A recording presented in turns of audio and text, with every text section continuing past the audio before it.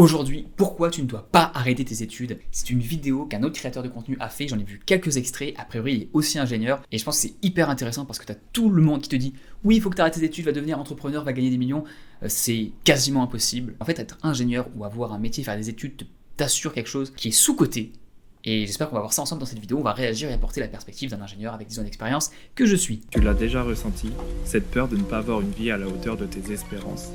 Dès que tu ouvres les réseaux, un mec de 15 ans te montre comment il génère des millions depuis son iPad, alors qu'à son âge, tu demandais 5 € à tes parents pour aller voir Shrek au cinéma. Et à force d'être exposé à ce genre de contenu, t'es peut-être convaincu que remplacer tes études par un business va te sauver, mais contrairement à ce qu'on peut te vendre sur les réseaux, c'est loin d'être si simple. Et c'est pourquoi dans cette vidéo, on va chercher ensemble la manière la plus réaliste possible de réussir sa vie sur le long terme, et spoiler, tu ne devrais probablement pas quitter les études. Ok, donc petite anecdote sur le fait que sur tous les extraits manga qu'ils montrent, il y en a beaucoup de Death Note, qui est un manga avec deux protagonistes qui sont très intelligents, c'est un manga très agréable à lire si jamais vous ne connaissez pas Death Note, en immersion dans un monde de riches. On dit souvent qu'il en faut peu pour être heureux. Mais depuis que je suis au lycée, j'ai toujours été convaincu que pour trouver son bonheur, il suffisait d'avoir beaucoup d'argent. Je rentrais des cours, puis je m'imaginais, adulte, dans une grande maison au style japonais, roulant en décapotable au coucher de soleil et voyageant dans les pays qui me faisaient rêver. Une flamme s'était allumée en moi, j'allais tout faire pour avoir un maximum de thunes. Mais à l'époque, il n'y avait pas tous ces gens qui te montraient comment faire de l'argent sur internet. Ouais, et il y a juste une chose, je vais interrompre un peu pour apporter des perspectives différentes, mais j'étais un peu similaire à lui au départ. Tu vois tous ces modèles dans les séries, donc je suis un peu plus vieux que lui, il y avait Friends par exemple à l'époque, où tu as des jeunes qui commencent le travail, qui ont des appartements incroyables au milieu de New York, et je dis « Ah, c'est possible, c'est ça que je veux, c'est être avec mes amis dans une super grande ville, avoir un super taf, où en fait je taffe pas beaucoup, mais j'ai plein de thunes. » Et bah pour 99% d'entre nous, si t'es pas né dans la bonne famille, bah c'est pas possible quoi, d'être multimilliardaire quand t'as 20 ans. Et moi, quand j'étais plus jeune, je voyais l'argent comme un moyen de libération, le fait d'être libre, de pouvoir voyager dans tous les pays du monde, et avoir une vie fantastique, siroter sa petite margarita à la plage, là comme on peut voir, et s'amuser. C'est un peu plus complexe que ça, et dans le même temps, il y a des trucs trop cool qu'on sous-estime en voulant chercher l'argent rapide uniquement, et comment on fait pour aller là-bas. Tu peux aussi être très déçu si tu sacrifies beaucoup juste pour une quête d'argent que tu n'arrives pas à atteindre. Donc voyons voir l'entre-deux, ce qui est possible. Non, YouTube, ça ressemblait plutôt à ça. Et donc, il n'y avait pas trop le choix, si tu voulais faire de gros revenus, fallait juste se donner dans les études. Et comme moi, mon kiff, c'était la créativité et les sciences, j'ai décidé de devenir ingénieur. J'ai réussi à intégrer une école, puis arrive le moment où pour valider ta deuxième année, tu dois faire un stage en entreprise. Et pour ça, t'envoies ton CV à gogo sur les sites de recrutement en attendant désespérément une réponse. Avec mes potes, on passe notre temps à se faire recal, et plus le temps passe, moins on est sélectif dans nos critères d'entreprise. Et c'est pour ça que je vous recommande vraiment d'essayer de vous différencier. Ma chaîne, si vous ne me connaissez pas, donc moi c'est Thomas l'ingénieur, et j'ai des playlists sur comment trouver un stage, comment faire un CV pour vous différencier et avoir des stages, des entretiens qui correspondent à ce que vous voulez, quoi. Bref, et c'est marrant, il dit j'étais créatif et j'aimais les maths, je sais plus ce qu'il a dit exactement, bref. Et je suis devenu ingénieur. Alors, perso, à l'époque, je me considérais pas comme créatif du tout, et c'est pas une obligation pour être ingénieur. Loin de là. Mais tu peux l'être aussi, tu peux même le devenir sur le tard. Tu sais, on était un peu l'équivalent de ce mec sur Tinder qui, lorsqu'il se rend compte qu'il a 0 match, finit par swiper n'importe qui. Bref, c'est plutôt la merde. Mais un jour, par je ne sais quel miracle, je reçois un mail d'une très grosse entreprise qui est potentiellement intéressée. Quand j'apprends la nouvelle, je deviens complètement fou. Pour t'expliquer mon niveau de satisfaction, c'est comme si le mec Tinder dont on vient de parler venait de matcher Emma Watson, alors que la veille, il s'était pris un stop par la princesse Fiona. Cette entreprise, c'est un peu ma seule chance. Je décide donc de la focus, j'envoie des mails, j'arrête pas de poser plein de questions. Je te jure, à mon avis, ils étaient à 2 doigts de porter plainte pour harcèlement. Ils me font passer le processus de recrutement, je dois passer des entretiens en anglais. Ouf. Hello, how are you today? Yes.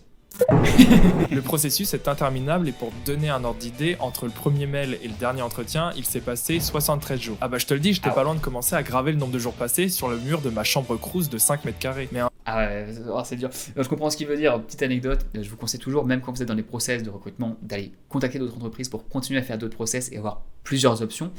Parce qu'on sait jamais, après 73 jours, ils peuvent te dire non. Mais en tout cas, kudos à lui, énorme persévérance, c'est top ce qu'il a fait et j'espère qu'il va l'avoir. Un jour, je reçois l'appel qui va décider de mon destin. Allô ? Oui, bonjour, c'est Stéphanie des ressources humaines. Voilà, je vous appelle par rapport à votre demande de stage. Alors voilà, on avait décidé de vous prendre, mais finalement, le poste a été annulé. Moi, quand j'entends ça, je me décompose littéralement. Mais alors la bonne nouvelle, c'est que votre profil a été demandé sur un autre stage. Par contre, ce sera pas en France, mais ce sera en Suisse. Et ils attendent ta réponse au plus vite. Je t'envoie le contrat par mail. Allez, au revoir. Quelques minutes plus tard. Tellement vrai d'avoir des RH qui ont 25 ans, qui connaissent rien, qui t'appellent, qui t'apportent des décisions comme ça qui sont aussi importantes pour ta vie. Et c'est vrai quand vous êtes jeune, mais ça m'arrive aussi il y a 3 ans, j'avais fait des entretiens pour une grande boîte dans l'immobilier ici, pour être directeur de tout ce qui était data analytics. Et je raconte dans des entretiens qui s'est mal passé, là, une des RH qui était nulle. Vraiment, enfin bref, c'est un sketch, c'est une parodie des RH en elle-même. Je te mettrai le lien de la vidéo en description. Et je mettrai à la fin aussi la vidéo tant qu'à faire, parce qu'elle était drôle cette anecdote, mais faut prendre sur soi et tu passes les étapes administratives qui s'offrent à toi. Et un stage en Suisse, c'est bien, j'espère qu'il sera mieux payé, parce que le problème, c'est que si tu vas en Suisse et que t'es pas payé, là, ça va te coûter bonbon en termes de logement. Et rythme de vie, niveau de vie, pardon. Tard, je reçois l'offre par mail, j'ai du mal à y croire. Je me paye l'avion, le logement et le salaire, je savais même pas que c'était possible de gagner autant en étant stagiaire. Incroyable. Et c'est donc comme ça que je débarque dans un monde de riches. Ce qu'il faut comprendre, c'est que moi à la base, je suis un étudiant boursier et donc quand j'arrive dans ce nouveau milieu, je me sens noyé tellement le fossé que je viens de traverser est violent. On me dit que Et petite anecdote, j'ai connu une copine, enfin une personne de ma promo qui allait en stage en Suisse ouvrier. Le stage ouvrier, elle prenait des pièces de montres de luxe, elle allait les mettre dans d'autres bacs, et elle gagnait plus de 2000 € par mois. En stage ouvrier, il y a 14 ans, les gars. J'ai 33 maintenant. Donc ça fait l'équivalent, je sais pas, de 3000 € maintenant, mais c'était un scandale monstrueux. Et moi, je galérais à faire un stage SNCF où je gagnais 400 par mois. Donc, il y a des belles opportunités à prendre, et vraiment, comme il le dit là, il y a des mondes différents, et quand tu arrives à mettre un pied dans un monde, bah, tu comprends qu'en fait, il y a une autre réalité qui existe. Et si tu l'as jamais connu, c'est très difficile d'imaginer même que c'est possible et que c'est pas que dans les films. Mais ça existe. le salaire moyen en CDI, c'est 120K par année. Ça arrive en Porsche au bureau. Vraiment, la vie que ces gens avaient, c'est celle que je rêvais d'avoir depuis tout jeune. Du moins, c'est ce que je pensais. Et si je te raconte ça, c'est que cette expérience a été révélatrice pour moi, car pour la première fois de ma vie, j'ai compris qu'avoir beaucoup d'argent n'était pas forcément synonyme d'une vie réussie ou heureuse. Bien sûr, l'argent contribue au bonheur et la majorité des gens que j'ai rencontrés là-bas avaient une vie intéressante et épanouissante. Mais j'ai aussi pu observer des personnes qui, malgré leurs énormes revenus, se murgeaient la gueule 5 fois par semaine, tellement elles s'ennuyaient dans leur vie. Et c'est donc sur ces belles observations que je me suis demandé, mais en fait, c'est quoi une vie heureuse ? C'est pas faux, l'argent ne fait pas le bonheur, mais par contre, clairement, t'es beaucoup plus heureux, enfin, t'as beaucoup moins de problèmes quand t'as de l'argent, et tu peux t'en créer par toi-même, mais en fait, les problèmes, ils sont internes, et là, c'est toi qui... Voilà, enfin, tu peux en avoir aussi des persos, il peut y avoir les problèmes de santé, de famille, etc. Mais tous les problèmes matériels, logistiques, économiques, j'en ai connu plus jeune, quand je suis arrivé en Australie notamment. Enfin bref, tu sais, à manger des boîtes de thon parce que t'as que ça, avoir un réchaud, tu fais tes pâtes le matin et c'est ça ton petit déjeuner, c'est pas de thon, midi c'est ça, soir c'est ça. Donc l'argent résout beaucoup de problèmes. Mais tu as comme des gens qui en ont plein et qui sont pas heureux pour autant. Mais bon, venant d'un endroit où il n'en avait pas beaucoup, j'imagine que c'est quand même plus agréable de se dire tout ce qu'ils ont, autant l'avoir et nous se faire une vie où on est heureux parce qu'on a connu les difficultés et on sait ce que c'est que de vraiment souffrir, donc ne pas avoir ces petits problèmes ensuite. C'est quoi une vie réussie ? La baisse là. Dans cette partie, je ne vais pas te parler du clip de Naps et Maître Gims, mais plutôt de ça. Ce que tu vois là, c'est la pyramide de Maslow, et en gros, ce que ça dit, c'est que si tu veux être plus satisfait de ta vie et donc plus heureux, il faut que tu réussisses à construire ta propre version de cette pyramide, mais pour ça, il y a des étapes à respecter. Ça va être bien. Pour t'expliquer ces 5 étapes, on va parler du jeu le plus vendu de tous les temps, Minecraft. Ok. Si tu y as déjà joué, tu sais que la première chose à faire lorsque tu commences une partie en mode survie, c'est de te construire un abri, un lit et d'aller chercher de la nourriture. C'est l'étape obligatoire si tu ne veux pas mourir avant la tombée de la nuit. Dans la vraie vie, cette étape... Alors, en vrai, t'as pas besoin de te construire un lit au tout début, normalement, parce que tu repopes au même endroit. Mais on voit ce que tu veux dire. En gros, le besoin primaire de Maslow... Il faut un toit, un endroit où t'as ton home, t'es en sécurité. Obligatoire, on appelle ça les besoins physiologiques. Et en gros, tu peux voir ça comme le starter pack de l'être humain, c'est-à-dire respirer, boire, se nourrir et dormir. Et quand on y pense, c'est vrai que si on n'a pas ces 4 choses, eh bien le reste n'a pas vraiment d'importance. Et c'est pour ça que ça va être les fondations de notre pyramide. Ensuite, après cette base, on peut passer à la seconde couche de notre pyramide. Une fois que tu t'es construit ton logement miteux en bloc de terre et que t'as tué un poulet pour générer ta barre de vie, c'est là que tu commences à te construire un équipement pour mieux te défendre face à ces putains putain d'araignée et que tu vas faire des stocks de provisions dans un coffre en bois. Cette étape, c'est ce qu'on appelle le besoin de sécurité. Et dans la vraie vie, ce besoin de sécurité est satisfait par des revenus qui tombent tous les mois, une maison qui te protège de l'extérieur, ou encore des lois écrites qui t'empêchent de te faire étrangler par ton voisin parce que tu chantes trop fort sous la douche. Ensuite vient la troisième couche. Ouais, c'est pour ça qu'on peut... L'effet boule de neige avec cette pyramide de Maslow, c'est que une fois que tu es de l'autre côté, tu peux te préoccuper à essayer de t'améliorer. Enfin, une fois que tu es en haut de la pyramide, tu peux vraiment t'intéresser à des problèmes de comment je peux devenir meilleur, développer des compétences rares, vraiment prisées par les recruteurs, avoir un bon boulot, monter, avoir une vie épanouie, avoir une relation si tu n'en as pas, travailler sur cette relation, l'entretenir. Alors que quand tu es au niveau des besoins physiologiques et des besoins de sécurité, c'est une erreur absolue, tu penses qu'à ça. C'est comme, on dit souvent l'adage, un homme a 1000 rêves, mais un homme malade n'en a qu'un seul. Un exemple, c'est en Australie, il y a des lois sur le déménagement qui sont extrêmement favorables à ceux qui possèdent des appartements. Et donc je me suis fait déjà virer 2-3 fois d'appartement parce que ici, le propriétaire décide, t'as 3 mois, tu dégages, voire quand t'es en contrat qui arrive à la fin, t'as juste 1 mois pour partir et tu ne peux rien faire. Tu n'as aucun droit, il n'y a pas de trêve hivernale, il n'y a pas de machin. Non, il n'y a aucune protection pour celui qui est dans l'appartement. Tu peux te faire virer du jour au lendemain. Eh ben, je te promets que mon travail, je suis un peu moins efficace quand je cherche un logement, parce que je me dis, qu'est-ce que je fais dans 1 mois, j'ai pas de logement, il faut que je trouve quelque chose à vite. Après, le modèle du logement est un peu plus simple ici pour trouver. Il n'y a pas tout ce qui est caution, garant, etc. Enfin, il y a caution, mais il n'y a pas de garant. Parce que justement, tu payes pas, tu te fais virer du jour au lendemain, donc il n'y a pas besoin, vu qu'il y a, bref, c'est un peu de politique que ça sur les politiques de logement. Mais ce que je veux dire par là, c'est que quand j'étais dans cette situation, j'étais pas le plus focus ni sur YouTube, ni sur le travail. Et là, c'est la nature sociale de l'être humain qui ressort. Il est temps d'aller explorer les alentours pour voir s'il n'y a pas des villageois à aller embêter ou encore un chien à apprivoiser. Tout ça, c'est lié à ce qu'on appelle le besoin d'appartenance, c'est-à-dire notre besoin de faire partie d'un groupe d'individus avec lesquels on va passer du temps. Souvent, ce groupe, c'est la famille, les amis ou encore les collègues de travail. Ensuite, une fois que tu es satisfait de ton entourage, on peut passer au 4e étage avec le besoin d'estime. Et souvent, il se caractérise par une envie de se démarquer des autres de manière positive. Par exemple, en voulant avoir un meilleur physique que les autres, une voiture plus grosse que celle du voisin, ou encore une copine qui fait jalouser tous nos copains. Mais ce besoin d'estime peut aussi être comblé en recevant l'appréciation de ton entourage, que ce soit en rendant fiers tes parents ou en ayant une personne qui t'aime plus que tout. Dans Minecraft, ce qui est peut-être un peu plus sain que les 3 premiers, mais chacun fait ce qu'il veut. Si vous voulez une grosse voiture, les gars, faites ce que vous voulez. C'est le moment où tu maxes ton stuff full diamant pour te sentir plus fort et supérieur comme un giga Chad. Mais après, bon, juste pour revenir sur ce point-là, parce que je suis pas forcément d'accord sur le pourquoi des choses. Tu peux vouloir maxer ton stuff pour pouvoir aller faire la fin du jeu. Pas pour être un méga Chad parce que tu as envie de montrer que tu es meilleur. Juste, tu le fais parce que ça te donne d'autres possibilités. Par exemple, si tu aimes bien le sport, et bah être bien physiquement, c'est pas seulement pour être mieux que les autres, c'est aussi pour pouvoir faire ce que tu veux. Perso, je surfe, c'est une vraie planche de surf qu'il y a derrière. Bah si je suis pas affûté physiquement, je peux pas aller dans des vagues de 3-4 mètres avec des récifs à côté, parce que sinon je vais me faire casser la gueule et je vais revenir avec des blessures partout, voire mourir dans le pire des cas. Donc, non, j'ai besoin d'être physiquement fit, pas pour se la péter, mais parce que j'ai envie d'aller surfer des vagues super cool et d'avoir des super sensations. Donc tu peux avoir un besoin de reconnaissance, mais par rapport à toi-même, par rapport à tes amis, à ta copine ou à ton copain, et ça peut suffire en soi, mais si c'est par rapport à d'autres, c'est pas grave, il n'y a vraiment aucun jugement, mais il n'y a pas que le « ah, je veux devenir le meilleur », t'as des gens qui veulent juste atteindre un certain niveau d'achievement dans des domaines différents pour le pur plaisir. Si tu veux une grosse voiture par exemple, parce que tu as un modèle qui te plaît depuis que tu es gamin et que tu veux aller faire du 4x4 dans des routes sablonneuses, etc.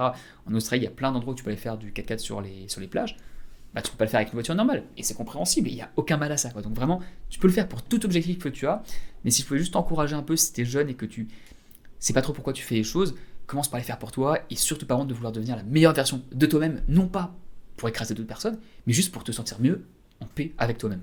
Et puis t'as le stade ultime, le sommet de la pyramide qui correspond au besoin d'accomplissement. C'est l'étape où tu dois trouver un sens à ta vie et pour ça, rien de mieux que d'aller défoncer l'Under Dragon. Et là, plus sérieuse. Et là, il te fout ton stuff en diamant. Donc si tu veux ce besoin d'accomplissement, il faut que tu sois déjà max out sur le reste. Enfin, sur certaines caractéristiques en tout cas.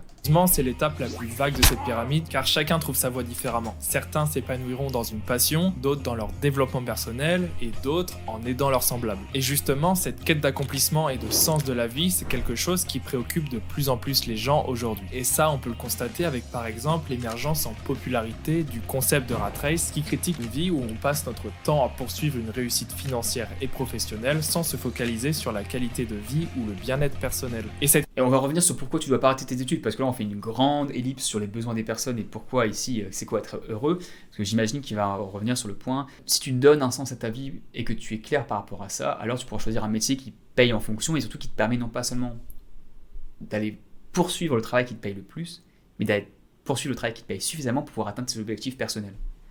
C'est aussi un choix que j'ai fait en partant en Australie, c'est pas là où je suis payé le plus, par contre j'ai une qualité de vie qui est incroyable et j'ai pu apprendre à surfer et avoir pas mal d'autres choses que moi je cherchais, qui sont pas forcément vos priorités à vous, mais si vous en avez vous n'êtes pas obligé d'aller faire le travail qui paye le plus, quitte à sacrifier votre vie. Et je vais juste le dire autrement parce que moi ça m'a impacté, vous pouvez avoir une vie.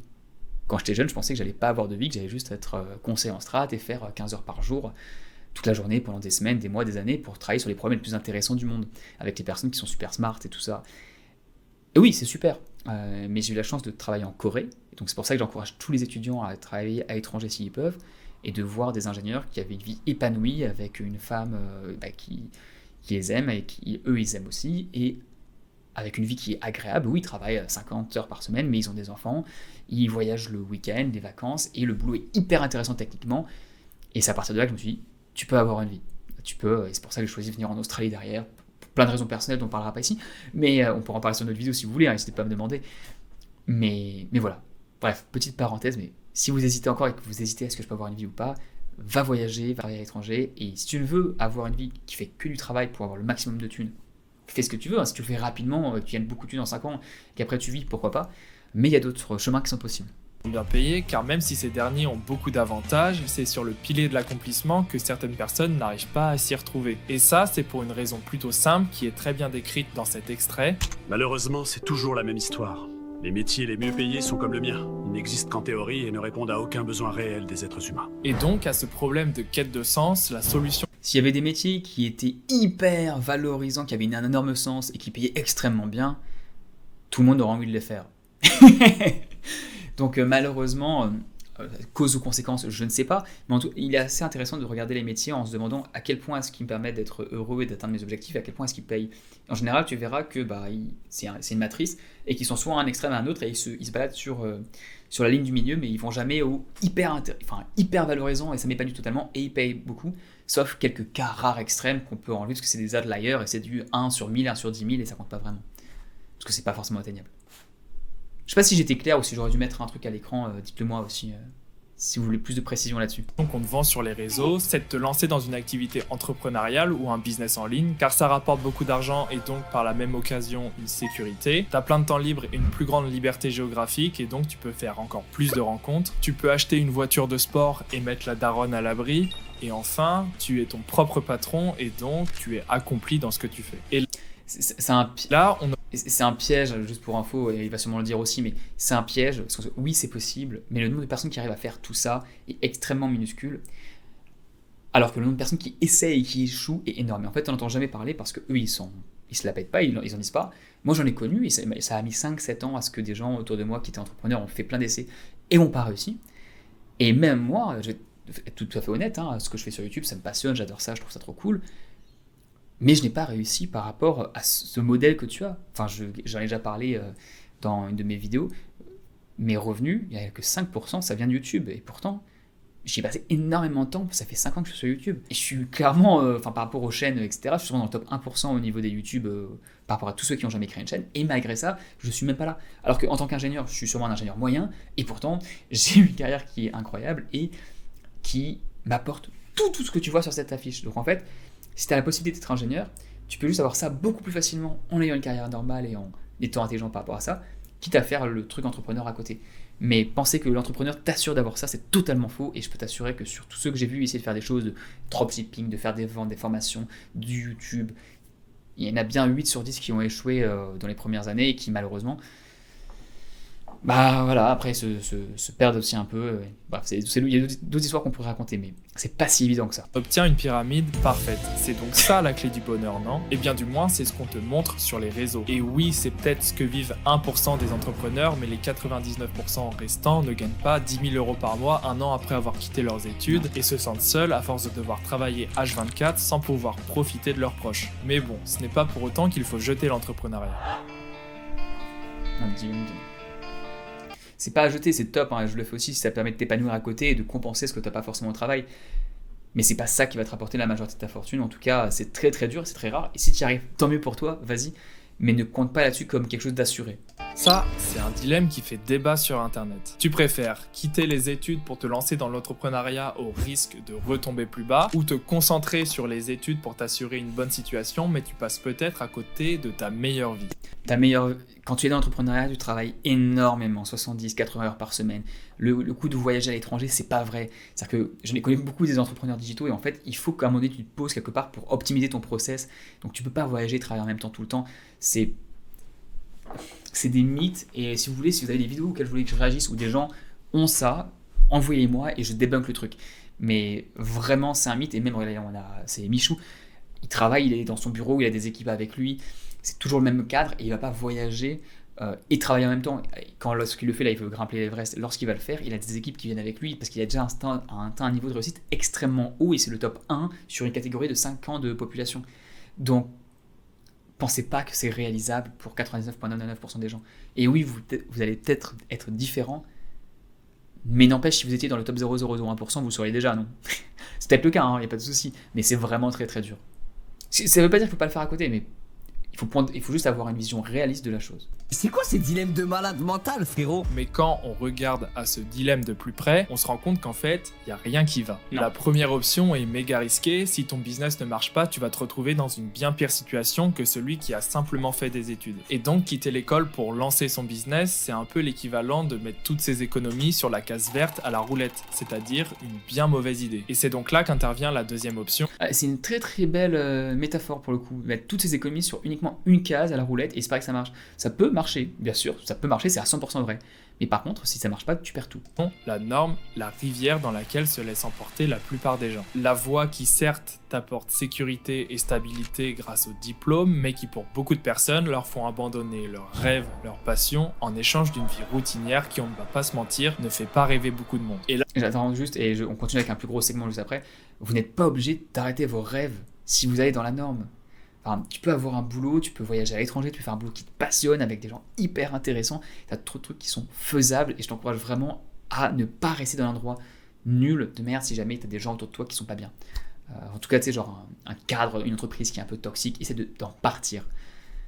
Vraiment, c'est possible d'avoir un métier d'ingénieur et d'être heureux et d'avoir une vie vraiment passionnante. Là, tu vas me dire, ouais, mais en gros, t'es juste en train de tout critiquer, mais c'est quoi la meilleure option? Eh bien, j'ai envie de te dire, la réalité, c'est pas Matrix. Et dans la vie, il n'y a pas que deux chemins possibles. Choisis la pilule bleue Ouais. et tout s'arrête. Choisis la pilule rouge, tu restes au pays des merveilles. Et justement, après avoir utilisé 100% de mes capacités cérébrales sur la question, j'ai trouvé la voie la plus intéressante pour vivre sa meilleure vie sur le long terme, ou du moins c'est celle qui me correspond et qui je pense va correspondre à un grand nombre d'entre vous qui regardez cette vidéo. Et cette voie, c'est de se lancer dans un business en parallèle de ses études. Bon, je sais, j'ai juste fait fusion, mais laisse-moi t'expliquer pourquoi c'est la meilleure option. Ça, c'est la relation entre le temps passé à travailler et l'argent gagné dans une activité entrepreneuriale ou autrement dit un business. En Potentiellement. gros, tu peux voir ça un peu comme un avion. Pendant toute une période, tu dépenses énormément de carburant pour simplement rouler, puis à un moment, tu accumules tellement d'énergie que ça permet le décollage. Et à partir de ce moment-là, ça devient vraiment simple de monter en altitude. Mais le problème quand tu te lances dans l'entrepreneuriat, c'est que ton avion, tu ne sais pas quelle longueur de piste il lui faut pour décoller. Pour certains, il suffira d'un an pour vivre de leur activité, mais pour d'autres, il faudra attendre 10 ans avant de voir leur business exploser. Il y a une énorme différence entre vivre de son activité et avoir son business qui décolle, qui explose. Parce que ce qui va se passer pour beaucoup de gens, et c'est un peu comme le cas pour moi par exemple, c'est que tu vas avoir suffisamment de vitesse, juste virevolter, là je gagne on va dire 500 € par mois, mais 500 € par mois, je peux pas vivre. Et donc en fait, tu virevoltes, mais ça explose, ça mettrait genre plusieurs années avant que ça explose, mais tu peux commencer à vivre de ton truc, mais rester dans cette période de vie où tu es juste au SMIC, et je vois plein d'autres créateurs qui le sont, et tu galères comme pas possible, tu galères. Je voyais récemment une entrepreneuse qui malheureusement va devoir déclarer faillite sur son entreprise parce qu'elle n'arrive pas, elle a pris une petite dette au départ et malheureusement ça a grossi et elle s'est retrouvée justement en faillite. Donc ça peut être beaucoup plus long qu'on ne le pense. Oui, tu peux arriver à peut-être 500 € par mois si tu travailles pendant 1, 2, 3 ans hyper fort, mais est-ce que tu vas réussir à décoller? C'est incertain et ce n'est pas du tout sûr. Et en fait, cette période où tu ne vas quasiment pas générer d'argent, c'est la raison principale qui fait échouer les entrepreneurs. Mais l'avantage... Parce qu'il faut bien comprendre, et je reprends après, c'est que oui, tu peux dire « Ah, mais si je décolle dans 5 ans, c'est pas grave. » Oui, mais 5 ans, de 25 à 30 ans, tu as énormément de choses qui changent à ce moment-là. Il y en a qui veulent fonder des familles, rencontrer quelqu'un, et c'est beaucoup plus dur quand tu travailles 70-80 heures par semaine et que tu n'as pas de temps pour faire des dates ou pour rencontrer quelqu'un ou être juste avec une personne qui, elle, a envie de quelqu'un qui a plus de stabilité. Oui, elle peut croire en toi, mais c'est dur de croire en quelqu'un pendant 3, 4, 5, 6, 7, 8 ans si elle a traversé du désert. Tes objectifs vont changer, donc oui, quand tu as la passion et l'énergie à 22 ans, vas-y, fais-le, mais ça peut prendre du temps, et donc une solution où tu continues ton travail à côté de tes études, c'est potentiellement plus safe, parce que tu vas apprendre des choses que tu pourras réutiliser dans ton travail et dans tes études, et en même temps, si ça décolle, là, tu peux arrêter et y aller. Mais c'est pas évident que ça va décoller, même après plusieurs années. Quand t'es en études, c'est que tu t'en fous puisque t'es déjà habitué à manger des pâtes au beurre 13 fois par semaine. Et donc, une fois que tu t'es lancé dans un business en parallèle de tes études, 2 possibilités s'offrent à toi. Si t'as de la chance et que t'arrives à gagner suffisamment d'argent pour pouvoir vivre confortablement avant la fin de tes études, eh bien bravo et libre à toi de quitter les études pour vivre ta meilleure vie d'entrepreneur. Maintenant, même si tu n'arrives pas à vivre de ton business en sortant de tes études, eh bien comme ton diplôme te garantira une bonne situation, tu pourras investir de l'argent dans ce business en déléguant des tâches, en te formant à de nouvelles compétences ou en achetant du nouveau matos, ce qui va multiplier tes chances de succès. Mais seulement, c'est à ne pas sous-estimer la force du diplôme, surtout quand on est ingénieur, parce que tu pourras retrouver du travail, même si là je reviens en France et que j'arrête tout. Bon, j'ai de l'expérience, mais je pourrais facilement retrouver un travail.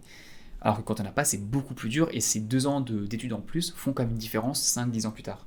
une condition qui est de choisir ses études intelligemment. Ah oui. Il y a une erreur dans laquelle tombent beaucoup d'élèves et c'est de choisir ses études uniquement par centre d'intérêt ou par facilité. Or, il y a 3 autres facteurs déterminants à ne surtout pas louper lorsque tu choisis tes études, surtout si tu souhaites te lancer dans un business en parallèle de celle-ci. Commençons avec le facteur le plus évident, le salaire. Et oui, le plus ton salaire en sortie d'études sera important, le plus tu vas pouvoir investir dans ton business et le plus il va pouvoir exploser rapidement. Mais maintenant, tu vas me dire, ok très bien, mais comment je fais pour trouver les études qui apportent un bon salaire ? Eh bien, contrairement à ce qu'on pourrait penser, le but n'est pas de choisir les études avec le plus d'années possible, mais plutôt celles où tu vas apprendre des compétences qui auront un gros impact sur le chiffre d'affaires des entreprises. En gros, oublie ton doctorat en psychologie des orang-outans et trouve des études qui correspondent à un réel besoin des entreprises. Aujourd'hui, parmi les compétences très recherchées, tu peux trouver le marketing, l'analyse de données, l'informatique, la finance, la gestion projet, pour ne citer... La vente, les sales, c'est ce qui paye le mieux, c'est incroyable. Tous ceux que je connais qui sont en sales et qui sont bons là-dedans, tant mieux pour eux, hein, ils sont extrêmement bien payés. Et l'ingénierie aussi est dedans.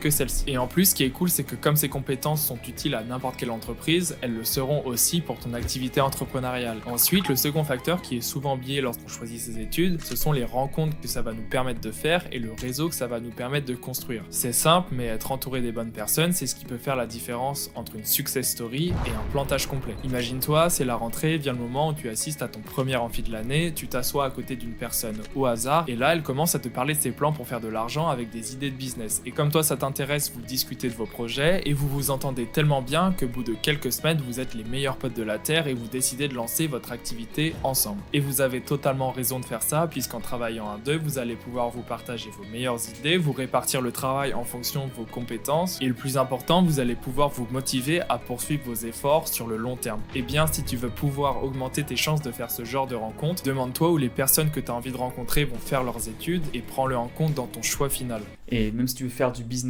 et rencontrer des gens business, en vrai, faire une école d'ingénieur, tu pourras toujours les rencontrer derrière. L'inverse, c'est un peu plus difficile. On dit toujours, dans une startup, le plus dur, c'est de trouver un co-founder tech. Deuxième chose, le réseau, c'est pas seulement les gens que tu rencontres dans ton école à ce moment-là. Ça, c'est totalement vrai et c'est hyper valide. C'est aussi les gens que tu vas rencontrer ensuite, que tu pourras contacter très facilement parce que tu es de la même école.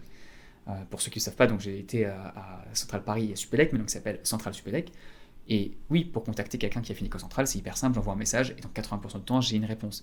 Parce que ça crée des liens communs et sans ça, ça serait quand même beaucoup plus dur d'avoir une réponse. Au moins, tu as un élément de commun. Et en plus, si tu as fait la même association, genre c'était pour moi la junior entreprise, c'est encore plus simple. Mais bref, c'est un point énorme. Si tu peux faire des études et qui t'apportent une renommée, un prestige, et j'avais fait un graphique sur ce qui était bien, ce que t'apportent les études, tu as 3 choses, tu as les compétences, le prestige et le réseau vraiment prendre ça en compte quand tu le fais. Mais d'ailleurs, avant de choisir une fois pour toutes tes études, il y a une dernière clé à ne pas négliger si tu souhaites pouvoir faire grossir ton activité 2 à 3 fois plus rapidement. Et cette clé, c'est le temps disponible que tu as en dehors des devoirs, des cours et des révisions pour pouvoir avancer concrètement sur ton projet. Et c'est d'ailleurs pour ça que ta capacité à réussir tes études en travaillant le moins possible est si importante. Si c'est quelque chose que tu souhaites développer, je t'explique en détail comment faire ça dans cette vidéo. Merci d'avoir écouté, c'était Malo, à la prochaine. On regardera cette vidéo si ça vous intéresse, dites-le moi en commentaire. Et oui, le coup d'être hyper efficace dans ses études, c'est pour ça qu'il faut essayer de trouver ta zone de génie, ou en tout cas les compétences dans lesquelles tu es les meilleurs, et ensuite t'y mettre. Donc j'ai une amie qui adore la géographie, quand elle a découvert la géographie, elle s'y est mise et elle est devenue hyper bonne ultra rapidement. Moi c'était plutôt les maths où j'étais très bon. Voilà, trouvez là où vous êtes bon, allez faire des études qui correspondent, ça vous permettra d'être un meilleur, deux potentiellement plus passionné, et trois d'avoir du temps pour faire autre chose en même temps, surtout quand on est jeune et qu'on a la passion et qu'on peut le faire. Et si tu veux aller plus loin, j'examine le cas d'un freelance dans cette vidéo où on va en détail sur quelle est sa problématique, est-ce qu'il doit continuer, arrêter de travailler, il nous donne tous les détails et je réponds avec mon point de vue d'ingénieur et d'entrepreneur avec 10 ans d'expérience. Excellente continuation à toi, très bonne journée, bye bye.